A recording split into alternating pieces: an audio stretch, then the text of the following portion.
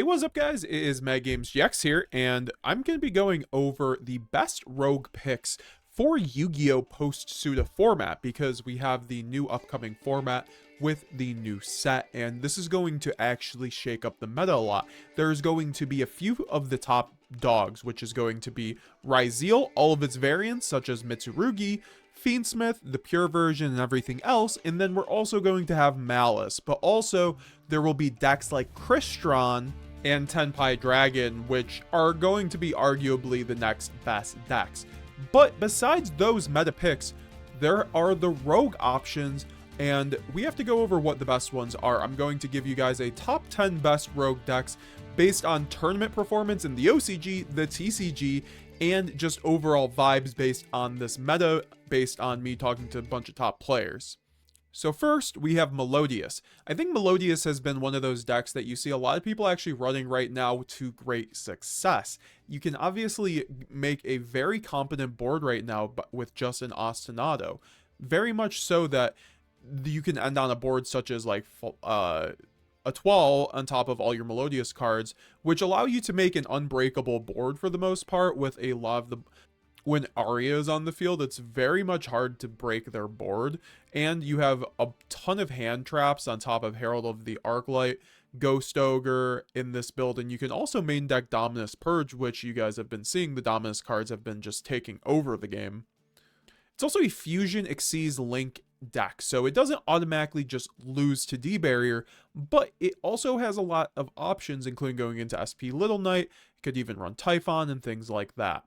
I think overall, if you don't know what Melodious is doing, you might end up losing to this at your next YCS. Next, we have Heroes Post-Suda. There are going to be a lot of different builds taking place, including this build right here, which utilizes the hero engine in order to facilitate a lot of end board pieces, such as the new Link 4 Abaku, and also the Fiendsmith cards. So you actually don't end up getting locked, which is really cool, because I've been waiting for a hero deck that basically uses the hero cards, but you don't end up like being a whole hero pile, and that's what we have right here. And I wouldn't be surprised if this ends up becoming the best hero variant overall. We have Malicious at 3, plus the Engraver, which allows us to go into nice rank 6 plays. You know, if this build ran Evolves our Lars, I feel like that'd be, you know, really good in this kind of build. And then you get to run the rest of the Fiendsmith cards, including Chaos Angel SP, plus Unchained, and, you know, plus, like I said, all the new evil hero cards. So, like I said, I would give this a test out, and I would not write off Heroes. I think Heroes are going to be a very good deck next format. Next, we have Tenyi Swordsoul Post Darkness. It released a few new of the Tenyi cards in Soraya, and then also you got a new broken synchro that allows you to search out any field spell. So it's really broken in that regard. It also works really nice with the Ryuji stuff for that reason. But in this build right here, you guys see it's just standard Swordsoul plus 3 of the Soraya, because it is basically a really nice extender plus starter. You get to house plenty of hand traps. You have a decent going second option because of that. You also have things like Vishuddha for in-engine board breaking. So overall, I think the new Tenyi cards might actually end up putting this deck back on the map. Next, we have Gladiator Beast Post-Suda. I actually think this deck is very competent and good going first and going second, with the new support in Supreme Darkness in the form of Test Bear on top of the rest of the gang. You end up getting a really solid overall deck.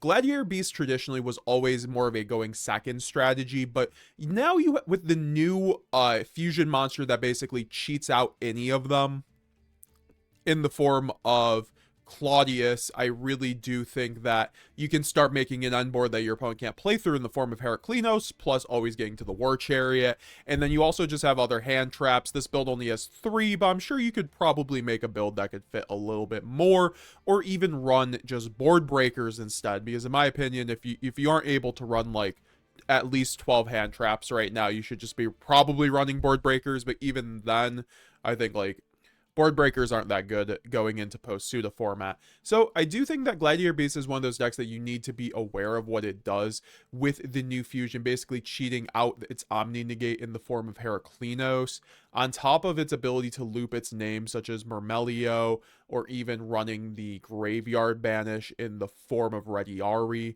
Of course, Bestiari, just a very big toolbox deck to be able to pick apart any board and then set up, you know, Geysaris plays, which just pops the board as well, and then also having Link plays. So the deck is, you know, has a lot going on, and you just want to know some of the combo lines. Next, we have Dinomorphia, which has just topped a few regionals, actually. And this is a deck that hasn't gotten any new support. However, I think in the context of this format with a lower ceiling and having the going first, you know, having these options such as Solemn Strike, Solemn Judgment in the main deck actually ends up helping this deck a lot more than not, especially post-Suda with things like Mitsurugi Ryzeal coming out. You're going to need one of the Solemn cards, you know, to really stop that Mitsurugi ritual, because you can't interact with it outside of Dominus Impulse. So I do think that makes this deck quite strong, on top of being able to make a board that not a lot of the meta decks can out very easily, because you do end up making a unaffected, basically, you know, Rexstrom, which ends up being game most of the time when you have things like Ferret Flames and the Solemns, and then the other Dinomorphia cards, such as like the Omni Negate. So I do really think that this is actually a great contender for a rogue pick if you want to throw some people off. You know, this deck really gets hurt to Ash Blossom, but outside of that, you know, going first, this is a beast of a deck. You know, Imperm on Diplos can hurt. Next, we have Fiendsmith Yubel, which a lot of people forgot about this deck, but it only really took the hit with Phantom to 1. Doesn't mean this deck's bad anymore at all. And you see a recent list that topped a regional actually take a 60 card grass list, because you're able to take grass and then mill all your Yubel names. Yubel still being able to put up one of the most competent boards in the game. You can put up things like Unchained Soul of Rage on top of Desiree with a Phantom of Yubel, backed up with the Fiendsmith engine in either the form of Wave King Caesar or a Desiree. So this deck still has plenty of tricks up its sleeve, with the ability to run a ton of non-engine, whether you are on the 40 or the 60 card build. So I highly recommend checking out Yubel if you want something that's different. You could even drop the Fiendsmith stuff to run Dominus Purge if you want it, just to be a little bit, to run Dominus Impulse, I believe. Overall, I do think this is still one of the better decks out there in terms of a rogue pick, where it really only gets hit to the Ryzeal Detonator. However, you can obviously run things to play around it inside into your worst matchups. Next, we have Magical Musketeer. This is one of the decks that actually gets buffed a lot by Supreme Darkness. With the new Fiendsmith support, they are actually going to be able to abuse the new Fiendsmith's Rexstrom and basically go into that whenever they want and making unaffected towers on top of making the Wave King Caesar or just their other plays. So I would be on the lookout for a Magical Musketeer build. You see builds like this still topping the regionals very soon, and you know, when we have the new Fiendsmith support coming out, and this is a deck full of light fiends, I really do think that this is going to be the deck to use the new Fiendsmith support the best, and because of that, it should keep up with the meta and still be a great option going first or even going second. Next, we have Mermail, because Mermail is getting brand new support in the form of Abyss Trite, and then also it has support in the form of Poseidra. Poseidra, the Rumbling Atlantean, is going to give it even better board breaking, which was always the problem with the deck. You don't have enough ways to board break, and this is a way to board break plus one card starter. So I think Poseidra is actually a lot of what this deck needed, and then on top of the rank 7, which allows you to make a double toad board with hand rip for 2, on top of setting a trap that allows you to draw multiple cards. It's really good on top of being able to run things like Dominus Impulse, Ash, and like I said, the Chummies, and of course a fully legal, totally awesome. Unlike the OCG, I fully planned this deck to do a lot in the TCG versus what I was doing in the OCG, and even then it was doing a lot in the OCG for a rogue contender without Toad.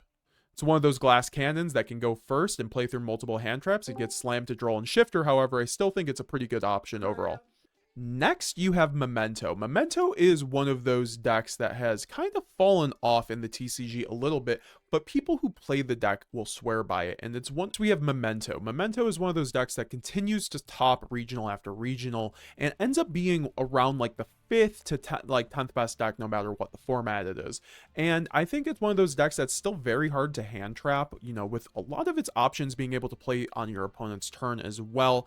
Also, it being a fusion deck with a quick play fusion, I also think allows it to run cool things like Guardian Chimera and play on your opponent's turn quite nicely through hand traps. Also, it's basically impossible to hand trap this deck very well, and you can still make really devastating end board with like Nightmare Griffin on top of your end board piece, which is the combined creation, which gives you like 5 monster effect negates, and you get to run breakers or even hand traps in this deck. Plenty of room for non-engine. It's just one of those premier rogue decks that it checks off all the boxes that you want in a rogue option. It has great matchups. You know, it doesn't have the best matchup into Malice and Ryzeal, but I think overall it has a really good spread across the board and has a good, you know, it can have a chance against basically any deck, and that's why it continues to top. And for our second best rogue option, we have Azamina White Forest post Suda. So Azamina actually ends up getting a lot of new support post Suda. We do have the cards such as Sinful Spoils of the White Forest, which ends up being a searchable quick play fusion, which is great even for branded White Forest, but I think in this version it also allows you to run things like Azamina of the White Forest, which is just one of the deck's brand new, just best extenders. I'm not sure if this build is correct, but it allows you to run Wanted finally in the White Forest package. You know, Black Witch will now be a full combo piece for your deck, which is a really good thing. You know, Wanted being one of the best cards in the whole game. So I do think that White Forest ends up being like the second best rogue pick of the whole format. It makes a super competent end board that really only gets crushed to like something like a Dweller. So like going first, if you don't have hand traps, you are losing against this deck. You know, it has so much follow-up. You can run the Azamina stuff, which gives you an Omni Negate, on top of all the White Forest Synchros, which is like a quick play Book of Moon, a quick play Search, and then also you get to run Diabel, which recurs any spell or trap card, on top of Links and Exceeses, and you can even run the new Magistus Chirozzo. So overall, I think this is going to be the second best rogue contender post Suda. You know, I think White Forest was already one of the better decks. I think it was already a top 10 deck, but I think with the new support, with the new LZ, which allows you to just spec it out and then also fusion summon for free, it's really broken. And also once it's sent to the graveyard, you just get to add any Sinful Spoils card. So it just has 3 super broken effects. It's a very overloaded card for the deck, and I would very much be prepared for this deck. Know the combo lines and have your Dwellers ready if you're running a rank 4 deck, because that really hurts this deck. And I think overall, you know, going first, like especially this deck has a great time against Ryzeal and has a great time against Malice. Now I think it's just going second where it definitely hurts a bit, but you obviously have a lot of room for non-engine in this deck, so you have like 18 slots. So I think overall you'll just be fine if you choose the White Forest package for your rogue deck this format. Now, last but certainly not least, we have the Fiendsmith variants. Now, I don't mean Ryzeal Fiendsmith, I don't mean Malice Fiendsmith. What I mean is Fiendsmith Bestial and things like Fiendsmith Primite, because I think that Fiendsmith Bestial and Fiendsmith Primite are actually going to be the best rogue decks post Suda. Now, are these technically rogue decks? I would say so, considering they are not currently really making the mark on the meta. If we look at the top 5 topping decks of the last format, they weren't just, it was all Ryzeal Malice plus like other archetypes, so it wasn't ever just like pure Fiendsmith in that contention. So I do think that, or a Fiendsmith variant in that contention. So I do think that this deck actually might end up taking a slot between the Fiendsmith Bestial or the Fiendsmith Primite. I do think the Primite cards are very broken. You get to get out, you know, Lordly Low to bust out your White Duston, which is just full Fiendsmith combo, and then obviously you have a bunch of bodies to convert them into other links and things like that. So I think that the Bestial version still might be the best version though, because the Bestial Fiendsmith variant, you get to run all the Bestials you could ever want, which you can convert into your Fiendsmith bodies. All you need are 2 bodies, 2 effect monsters to make the Moon of the Closed Heaven to then link off into the Requiem. So I think that's where the Bestial, you know, the synergy comes in. Also, you get to abuse things like Branded Regained to basically draw hand traps on both turns. So you're always just having insane draw power on top of getting to be able to run Druid Swarm, which is just one of the best cards in the game. It's a $30 card right now for a reason. Reason on top of Lubellion, which is like a board breaker, going second on top of the Bestials just being really good going second anyway. So this deck inherently has probably the best going second ability of all the decks on the list today, which is definitely contributing to why it's so good. You also get to run some of the Dragon Link stuff if you want to, such as the White Dragons. You know, you can also run the Starly safer because that could obviously just search out Bestial Lubellion. And all these things end up converting into your Fiendsmith cards, because as you guys see the extra deck here, it's basically all Fiendsmith cards on top of SP Lil Knight. I mean, you have Striker Dragon here because it just helps you bridge up to SP Lil Knight, and then you do have the Underworld Goddess to out the Chaos Angel. So I do really like this list overall, and I think that if you guys are looking for a deck that's not Malice or Ryzeal, I think that Fiendsmith, whether it's the Fiendsmith Bestial version or the Fiendsmith Primite version, or even, you know, the Magical Musket version, which I think is just objectively worse than these two variants, you know, you definitely have those options to, you know, play the meta and be able to win against Malice, against Ryzeal, against Crystron, against all these new decks with new supports, and just be just fine, especially this deck having Bestial support. You get to basically solo the Mitsurugi matchup because any two Bestials just basically stops their combo end most of the time, and then plus like another hand trap, and then also, you know, you're doing great against Fiendsmith Ryzeal already because you get to hit the engravers and stuff like that. So overall, this is why I do think that the Fiendsmith you know, Bestial deck and then the Fiendsmith Primite deck are going to be the best rogue decks post pseudo. So what did you guys think? Did I miss any decks? Did you guys like my list? I really do think that these are all amazing options, and I know not everyone likes to play the two best decks between Malice and Ryzeal, so this list gives you plenty of options for tournament ready decks to go win a regional, to go to compete at least in YCSs. And with that being said, leave a comment down below, leave a like, check out my TCG player affiliate link.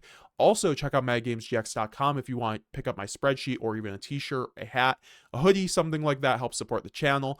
Follow me on Twitter, join my Discord server for our great Yu-Gi-Oh community there. And like I said, leave a like. If this video gets 100 likes, we will do another top 10 rogue decks next month. So yeah, guys, we'll be back. I'll be seeing you guys later. Bye now.